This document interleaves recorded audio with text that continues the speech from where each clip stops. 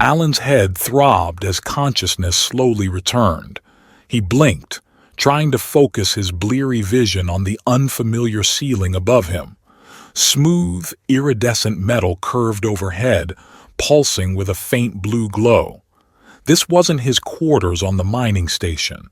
He bolted upright, instantly regretting the sudden movement as nausea swept over him. The room spun as he took in his surroundings. Sleek, alien architecture surrounded him, all sweeping curves and strange, organic shapes. No right angles anywhere. "What the hell?" Alan muttered, swinging his legs off the bed-like platform he'd been lying on.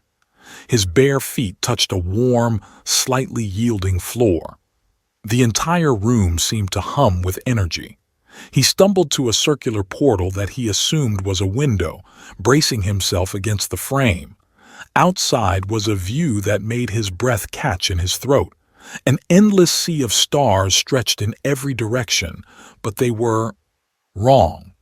The stars pulsed and swirled in impossible patterns like a kaleidoscope gone mad. "I must be dreaming," Alan said to himself. He pinched his arm hard, wincing at the very real pain. Okay, not dreaming. Hallucinating, maybe? A soft hiss behind him made Alan whirl around. A doorway had appeared in the previously seamless wall. Standing in the opening was the most stunning woman Alan had ever seen, and the most alien.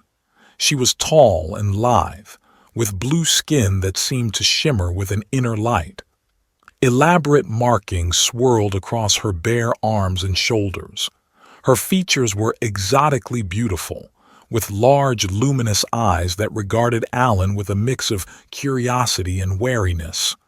"You're awake," she said, her voice melodic but cool. "Good. Follow me." She turned and glided away without waiting for a response. Alan hesitated for a moment, then hurried after her. His engineer's mind raced, trying to make sense of his surroundings as they walked through corridors that seemed to shift and reconfigure themselves. "Wait," he called out. "Who are you? Where am I?" The blue woman paused, turning to face him. "I am Neytiri, Queen of the Na'vi. You are aboard our ship, the Awa's Grace. As for where we are..." She gestured towards another window-like portal. "We are trapped in a temporal spatial anomaly, cut off from normal space-time." Alan stared at her, then at the swirling chaos outside. "That's not possible." Neytiri's expression hardened. "I assure you it is quite possible.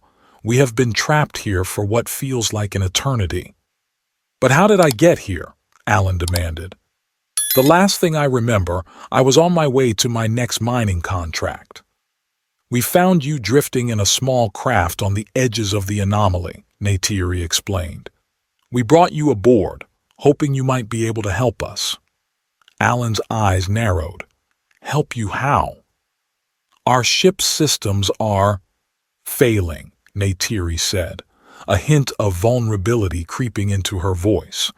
"We need an outside perspective, someone with different technical knowledge. When we scanned your craft, we saw you were an engineer. So you just decided to kidnap me." Alan's voice rose in anger. Neytiri's eyes flashed. "We saved your life. Your ship was moments from being torn apart by the anomaly's gravitational forces." Alan opened his mouth to argue further, but movement behind Neytiri caught his attention. Two more blue-skinned women had appeared, watching the exchange with obvious interest. "My queen," one of them said, bowing slightly. "Is everything all right?" "Yes, Zyla," Neytiri replied, not taking her eyes off Alan.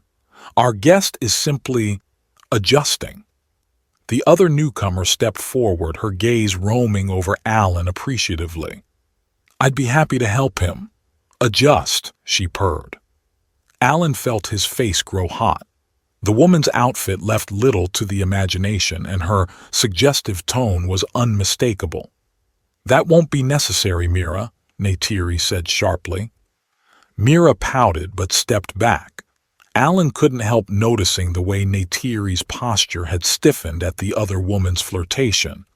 "Look," Alan said, trying to regain control of the situation. "I appreciate you saving my life, but I'm not equipped to help with some advanced alien spaceship.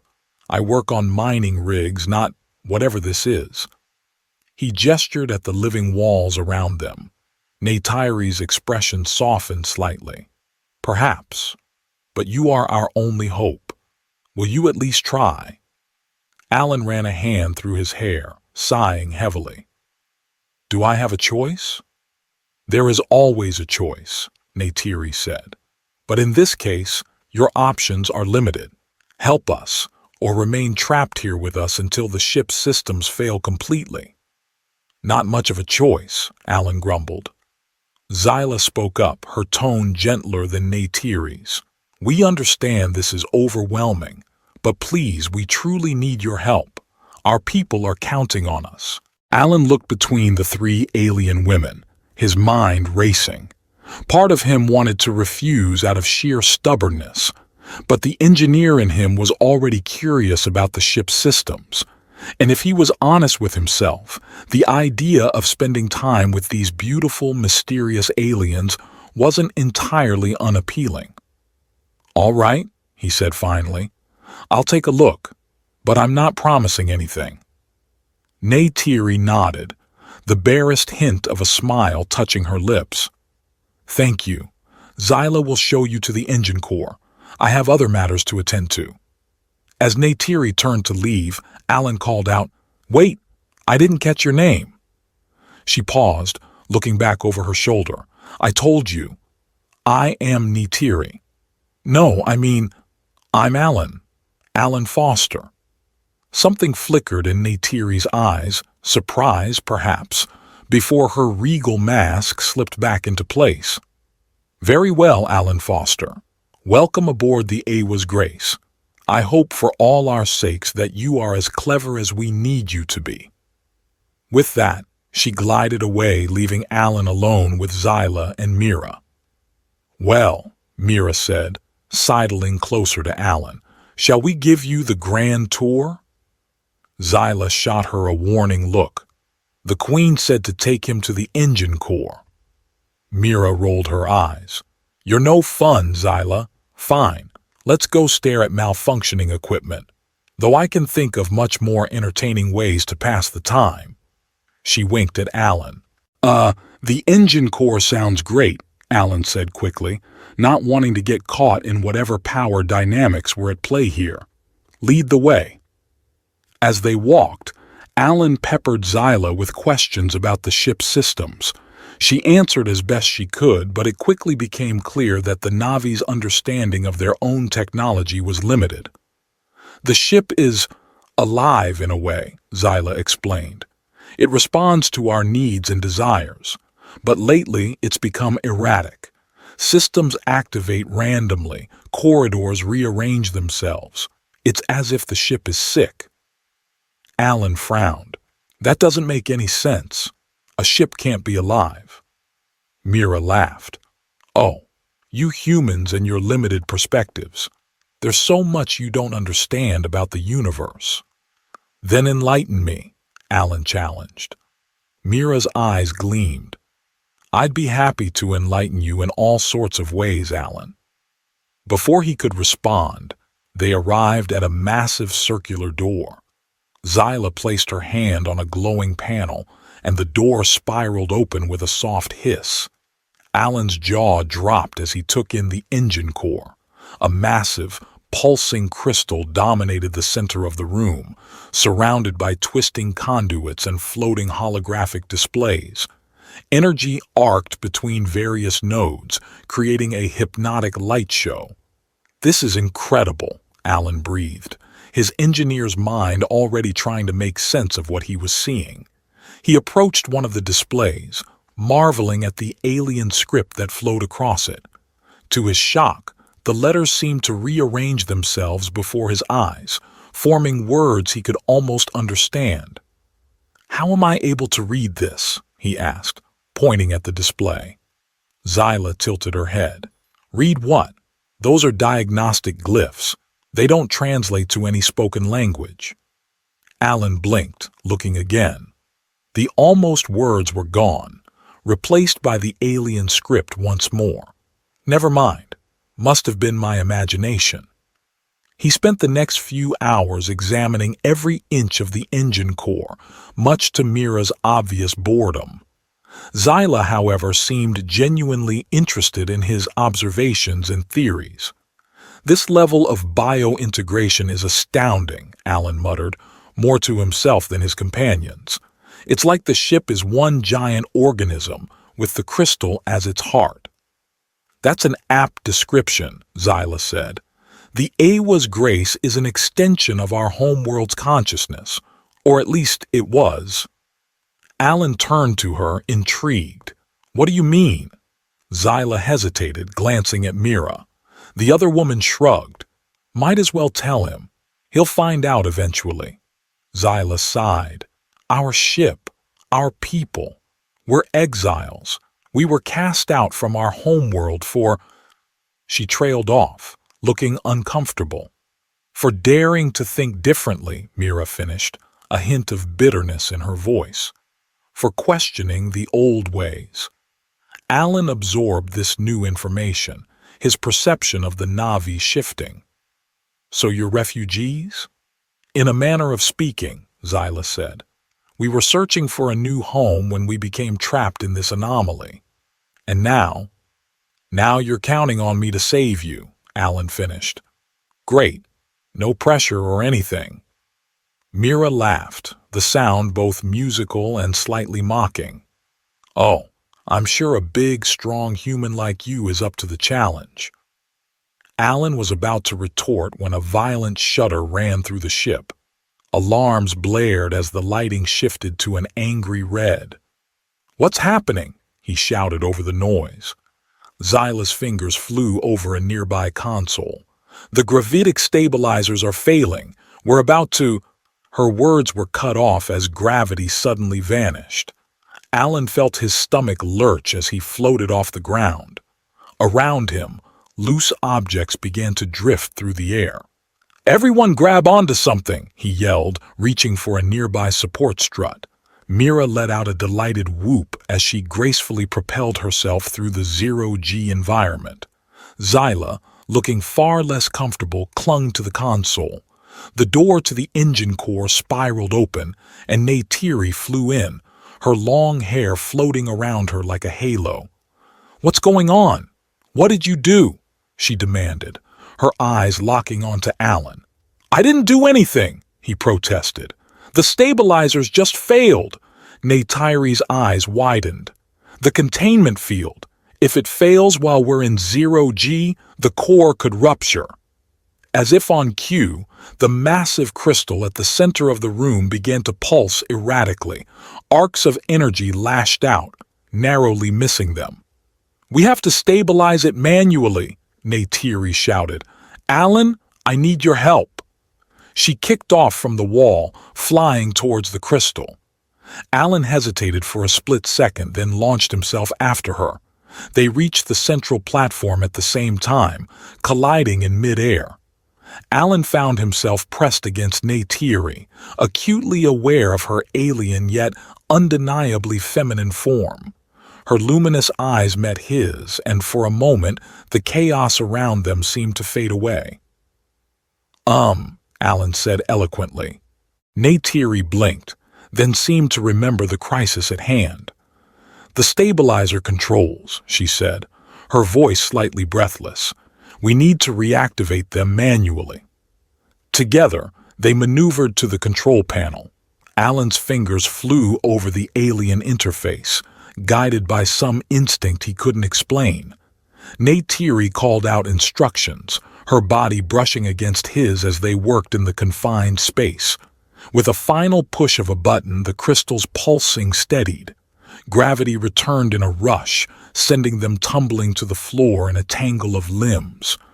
Alan found himself on top of Neytiri, their faces inches apart.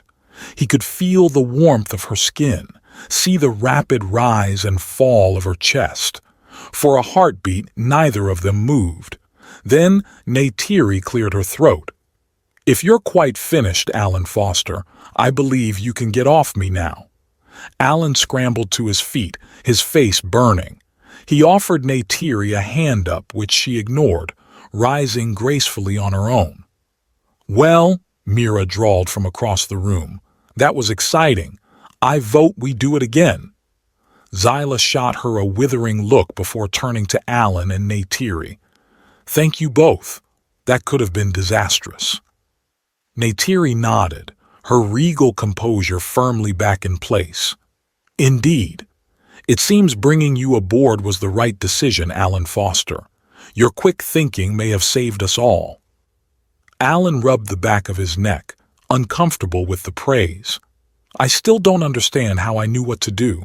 It was like the ship was guiding me." A look passed between the three Na'vi women, too quick for Alan to interpret. "Perhaps," Neytiri said carefully, "there is more to you than meets the eye. Come, you must be hungry after all this excitement. We'll have a meal, and then we have much to discuss." As they left the engine core, Alan couldn't shake the feeling that he had just passed some sort of test, and that his adventure aboard the Awa's Grace was only beginning. Alan's days aboard the Awa's Grace blurred together as he immersed himself in the ship's alien systems. The more he learned, the more questions arose. He couldn't shake the feeling that crucial pieces of the puzzle were being withheld from him. One morning, as he tinkered with a malfunctioning energy conduit, Neytiri's voice startled him from his concentration. "You're making remarkable progress," she said, her tone a mix of admiration and wariness. Alan straightened, wiping sweat from his brow. "Thanks, though I'd make more if I had all the information." Neytiri's eyes narrowed. "What do you mean?" "Come on, Neytiri. I'm not an idiot. There are entire sections of the ship I'm not allowed to access. Zyla and Mira clam up whenever I ask certain questions. What are you hiding?" For a moment, Neytiri's regal mask slipped, revealing a flash of vulnerability. Then her walls snapped back into place. "We all have our secrets, Alan Foster. Focus on fixing the ship. That's why you're here." As she turned to leave, Alan called out, "Is it? Because I'm starting to wonder if that's the whole truth." Neytiri paused but didn't turn back. "Be careful, Alan. Curiosity can be dangerous aboard the Awa's Grace." After she left, Alan muttered to himself, "Was that a warning or a threat?" To his shock, a soft voice seemed to whisper in his mind, "Both." Alan whirled around, but he was alone in the corridor. "Hello?" he called out. No response came, but he could have sworn he felt a presence, vast and ancient, brush against his consciousness. Over the next few days, similar incidents occurred with increasing frequency. Alan would be working on the ship, and suddenly knowledge would flood into his mind. How to reroute power systems, the function of mysterious components, even fragments of the Na'vi language. He kept these experiences to himself, unsure if he was going mad or if something far stranger was happening. But he couldn't hide his rapidly increasing expertise from the Na'vi women. "How did you know to recalibrate the quantum flux regulator?" Zyla asked one day, her brow furrowed in confusion. "We've never shown you that system." Alan shrugged, trying to appear nonchalant. "Just figured it out, I guess. I'm a quick study." Mira, lounging nearby, snorted. "Quick study? More like miracle worker. It's almost like you have a direct line to the ship's brain." Alan laughed nervously, but he noticed the sharp look Neytiri gave Mira at those words. Later that night, unable to sleep, Alan wandered the ever-shifting corridors of the Awa's Grace. He found himself drawn to a section of the ship he'd never seen before. The walls here pulsed with an eerie, bioluminescent glow. As he placed his hand on one undulating surface, a jolt of energy surged through him. Suddenly, he wasn't just touching the ship, he was the ship. His consciousness expanded, encompassing every circuit, every living component of the vast vessel. And he realized with startling clarity, the Awa's grace was alive, and it was keeping them trapped in the anomaly deliberately. Alan gasped, pulling his hand away. The connection severed, leaving him dizzy and disoriented. "What are you doing here?" Neytiri's voice cracked like a whip behind him. Alan turned, still reeling from the experience. I don't know. I was just exploring, and this area is off limits," Neytiri snapped. "You know that. Do I? Funny how the ship led me right here." Alan's eyes narrowed. "What aren't you telling me, Neytiri? The ship is alive, isn't it? And it's keeping us here on purpose." Neytiri's face paled, her luminous eyes widening in shock. "How could you possibly know that?" "Because the ship told me," Alan said, realizing the truth of it as he spoke. "It's been communicating with me this whole time. Why? What makes me so special?" For a long moment, Neytiri said nothing. Then, to Alan's surprise, she sagged against the wall, looking suddenly exhausted. "Come with me," she said softly. "It's time you learned the truth." She led him to her private quarters, a lush, organic space that seemed to breathe with life. As they sat on a couch-like growth, Neytiri's usual aloofness melted away. "You're right," she began. "The Awa's grace is alive, a sentient being melded with our most advanced technology. It's the last of its kind, a living ark carrying the essence of our homeworld." Alan leaned forward, captivated. "But why is it keeping us here?" Neytiri's gaze dropped. "Protection. The anomaly shields us from those who would destroy us and the precious cargo we carry." "Who? Why?" "Our own people," Neytiri said bitterly. "The Na'vi you see aboard are all that remain of a faction that sought to share our world's gifts with the galaxy. The majority believe such contact would lead to our destruction. There was a war. We lost." Alan's mind raced. "So you're not just refugees, you're rebels." Neytiri nodded. "The Awa's grace fled with the last uncorrupted seed of our world consciousness. We've been searching for a new home, a place to plant that seed and start anew. But our enemies pursued us. The anomaly was our only refuge." "But you can't stay here forever," Alan pointed out. "No," Neytiri agreed, "which is why we need you." "Me? What can I do?"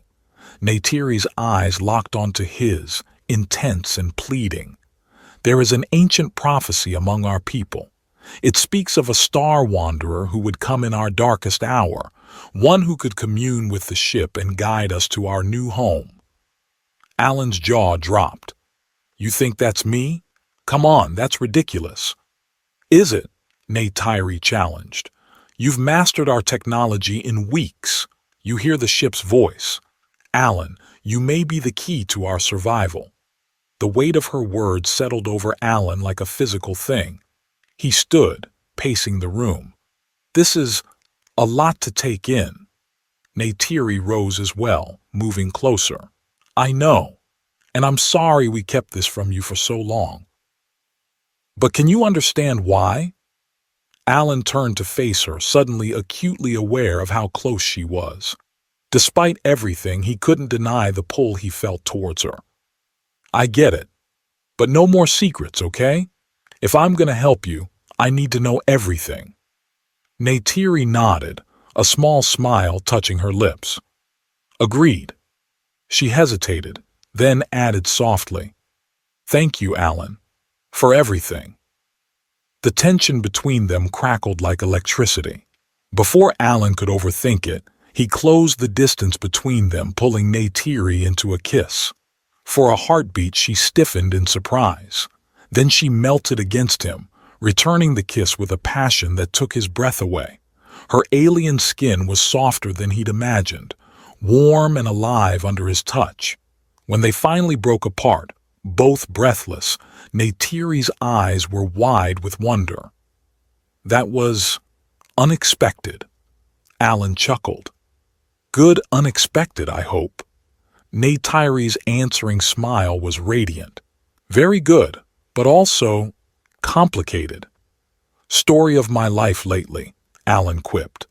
Their moment was interrupted by a violent shudder that ran through the ship. Alarms blared as the lighting shifted to an angry red, a now familiar sign of trouble. What now? Alan groaned. Neytiri's expression turned grim. We're under attack. Somehow, they found us. They raced to the bridge where Zyla and Mira were already frantically working the controls. Through the main viewport, Alan could see sleek, predatory ships emerging from swirling rifts in the anomaly. How did they pierce the anomaly's defenses? Neytiri demanded. Zyla shook her head. Unknown, but they're charging weapons. The ship rocked as the first volley of enemy fire struck their shields. Alan stumbled, catching himself on a nearby console. As his hand touched the living circuitry, that now familiar surge of connection washed over him. In an instant he could see, feel, know the entire tactical situation. The Awa's Grace's defenses were strong, but they couldn't hold out forever against this assault. They needed to escape. Without conscious thought, Alan's fingers flew over the controls. Power rerouted, dormant systems surged to life. The ship hummed with newfound energy. Alan? Neytiri's voice seemed to come from far away. What are you doing? He couldn't answer, too caught up in the intricate dance of data and energy flowing through him. He was the ship, and the ship was him, and together they could do the impossible. Reality twisted around them as the Awa's Grace plunged deeper into the heart of the anomaly. The attacking ships fell away, unable to follow. For a moment, the universe seemed to hold its breath. Then, with a reality-rending snap, they burst free of the anomaly's grip. Normal space unfurled around them, a glittering tapestry of stars. Alan sagged, the connection fading. He felt Neytiri's arms catch him as his knees buckled. Incredible, Zyla breathed, staring at the readouts. We're free, and, Alan, you've plotted a course to a habitable world. How did you know? Alan shook his head, still dazed. I didn't. The ship did. Or maybe we did it together. Mira whistled low. Well, I'll be damned. Looks like the prophecy was right after all. Neytiri helped Alan to his feet, her expression a mix of awe and concern. Are you all right? Yeah, just processing. He looked around at the Na'vi women. So, what now? Neytiri squared her shoulders, once again every inch the queen. Now, we find our new home, and hope we've lost our pursuers for good. As the Awa's Grace glided through the star-studded void, Alan couldn't shake the feeling that this was only the beginning of a much larger adventure, one that would challenge everything he thought he knew about himself, the universe, and his place in it. He caught Neytiri's eye and saw his own mix of excitement and trepidation mirrored there.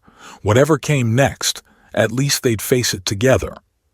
As the Awa's Grace hurtled through space towards its new destination, Alan found himself increasingly restless. The initial elation of their escape had faded, replaced by a gnawing sense that there was still more to uncover. His connection to the ship had awakened something within him, a hunger for answers that wouldn't be silenced. Late one night cycle, when most of the Na'vi crew were resting, Alan slipped out of his quarters. His feet carried him unerringly to the pulsing heart of the ship. As he placed his hand on the living wall, that now familiar surge of connection washed over him. "Show me," he whispered. "Show me everything." Information flooded his mind, centuries of history, secrets long buried. Alan saw the creation of the Awa's Grace, witnessed the schism that tore the Na'vi people apart. And he saw himself. Or rather, beings that looked remarkably like him, working alongside the ancient Na'vi to bring the living ship into existence. Impossible, Alan breathed. Is it? Alan whirled to find Neytiri standing behind him, her expression unreadable in the dim, pulsing light. You knew, he accused. You knew all along what I was. Neytiri's shoulders sagged. I suspected, but I wasn't certain until now. Were you ever going to tell me? Alan demanded, anger and hurt warring within him. I wanted to, Neytiri said softly, but I was afraid. Afraid you'd reject your destiny. Afraid you'd reject us. The vulnerability in her voice made Alan's heart ache, but he steeled himself against it. I need answers, Neytiri. No more half-truths. She nodded, resigned. Very well. Come with me. Neytiri led him to a hidden chamber deep within the ship. As they entered, holographic displays sprang to life, showing star charts and complex equations. This is the true heart of the Awa's grace, Neytiri explained. From here, we can access all of the ship's systems and knowledge. Alan's eyes widened as he took in the advanced technology. Why show me this now? Because you forced my hand, Neytiri said, a hint of frustration creeping into her voice. Alan, you are more than just the prophesied Star Wanderer. You are a descendant of the Anurai, the race that helped create this ship and many of our most advanced technologies. Alan's mind reeled. But how? I'm human. From Earth. Are you? Neytiri challenged. Think, Alan. Have you ever truly felt like you belonged there? Haven't you always sensed that you were meant for something more? The word struck a chord deep within him. Alan had always felt like an outsider, never quite fitting in anywhere. Could this be why? The Anurai were great explorers, Neytiri continued. They seeded many worlds with their offspring disguised as native species. Earth was one such world. Alan sank into a nearby chair, his legs suddenly weak. This is a lot to process. Neytiri knelt before him, taking his hands in hers. I know, and I'm sorry we kept this from you for so long. But Alan, you must understand, you are the key to everything. Only you can fully unlock the Awa's grace's potential and lead us to our new home. Alan met her gaze, seeing the sincerity there. But he also saw fear. There's more, isn't there? What aren't you telling me? Neytiri hesitated, then sighed. To fully activate the ship's systems and navigate us safely to our destination, it would require a complete neural link, a merging of your consciousness with the ship itself. And what would that do to me? Alan asked, already suspecting the answer. It could erase you, Neytiri admitted, her voice barely above a whisper. Your individual consciousness might be lost within the vastness of the ship's mind. Alan stood abruptly, pacing the room. So that's it? That's my destiny? To sacrifice myself for people I barely know? For an entire civilization, Neytiri corrected gently. For a chance to right the wrongs of the past and build a better future. Easy for you to say, Alan snapped. You're not the one being asked to give up everything. Hurt flashed across Neytiri's face. You think this is easy for me? Alan, She trailed off, turning away. Alan's anger softened as he saw the tension in her shoulders, the way her hands trembled slightly. He moved closer, gently turning her to face him. You what? Neytiri's luminous eyes met his, filled with a vulnerability he'd never seen before. I've fallen in love with you, you infuriating man. The thought of losing you, it tears me apart. The confession hung in the air between them, charged with possibility and heartbreak. Alan cupped Neytiri's face in his hands, marveling at the softness of her alien skin. I love you too, he admitted. God help me, I do, but I don't know if I can do what you're asking. Neytiri leaned into his touch, her eyes closing briefly. I would never force you. The choice must be yours. But Alan, please, consider what's at stake. Before he could respond, alarms blared throughout the ship. The holographic displays flickered, showing multiple hostile vessels closing in fast. How did they find us? Alan demanded. Neytiri's expression hardened. It doesn't matter. We need to... Her words were cut off as the ship rocked violently, throwing them both off balance. Alan caught Neytiri, pulling her close as another blast shook the Awa's grace. We're out of time, Neytiri said grimly. Alan, you have to decide. Now. Alan's mind raced. Could he really sacrifice himself for a people he barely knew? But as he looked at Neytiri, saw the hope and fear warring in her eyes, he realized it wasn't just about the Na'vi. It was about her, about the connection they shared, about the future they could build together if he was willing to risk everything. All right, he said, his voice steadier than he felt. Tell me what to do. Neytiri's relief was palpable. She quickly led him to a recessed alcove dominated by a chair-like structure covered in pulsing biocircuitry. Sit, she instructed. The ship will do the rest. As Alan lowered himself into the chair, tendrils of light began to wrap around his limbs. He felt a moment of panic, but Neytiri's hand on his shoulder steadied him. I'll be right here, she promised, no matter what happens. Alan nodded, forcing himself to relax. As the tendrils of light reached his head, he felt a sudden, overwhelming rush of information. It was like before, but 1,000 times more intense. He wasn't just connecting to the ship, he was becoming the ship. Distantly, he heard Neytiri gasp. It's working! The ship's systems are coming fully online! Alan could see, feel, know everything. The attacking ships, the trajectories of their weapons, the vast expanse of space around them. With a thought, he activated the Awa's Grace's true defenses. Energy shields sprang to life, absorbing the enemy fire. Weapons he didn't even know the ship possessed lashed out, disabling the hostile vessels. But it wasn't enough. More ships were coming, pouring out of jump points all around them. Alan realized with crystal clarity that they couldn't win this fight. Not here. Not now. He reached deeper into the ship's systems, accessing capabilities that had lain dormant for millennia.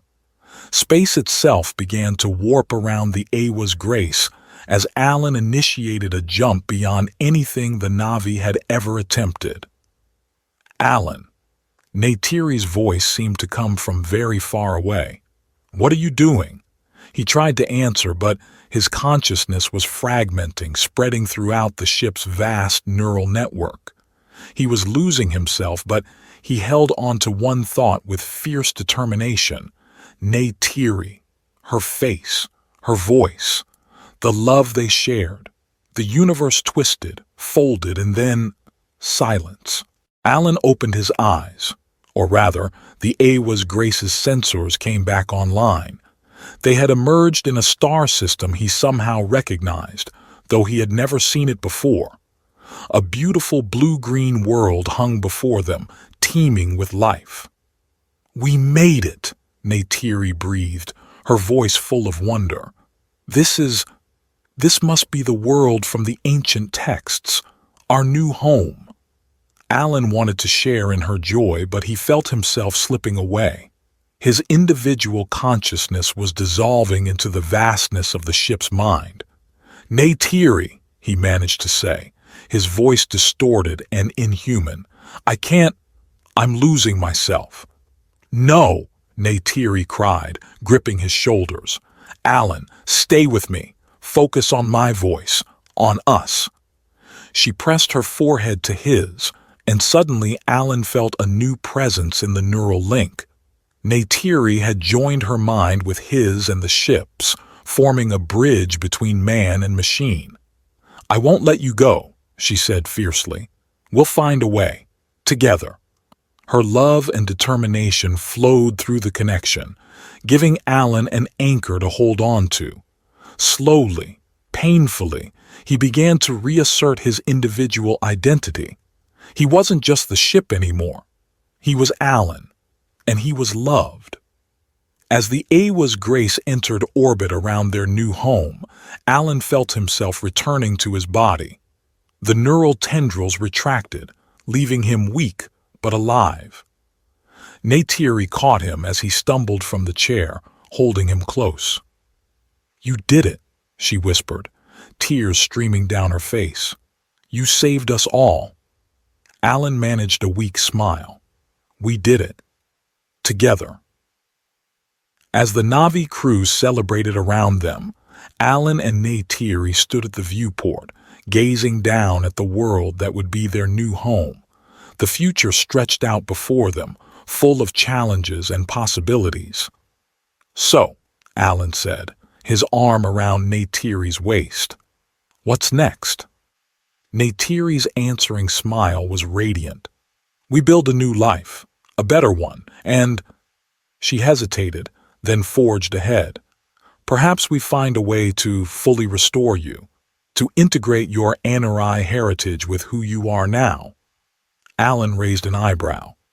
"Sounds like quite the adventure." "It won't be easy," Neytiri warned.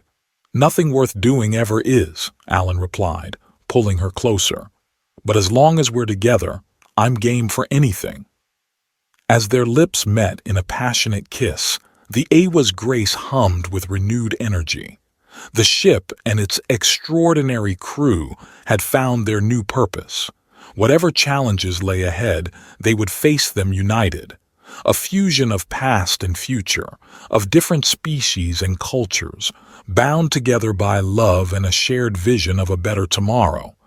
The end, or perhaps just the beginning. Well, dear listeners, you've made it through our cosmic soap opera. If you're still with us, congratulations. You've survived more alien flirtation and space drama than a Star Trek convention on Valentine's Day. We hope you enjoyed this tale of love, destiny, and questionable spaceship anatomy. Remember, if a blue alien queen ever asks you to merge your consciousness with her living ship, maybe ask for a second date first.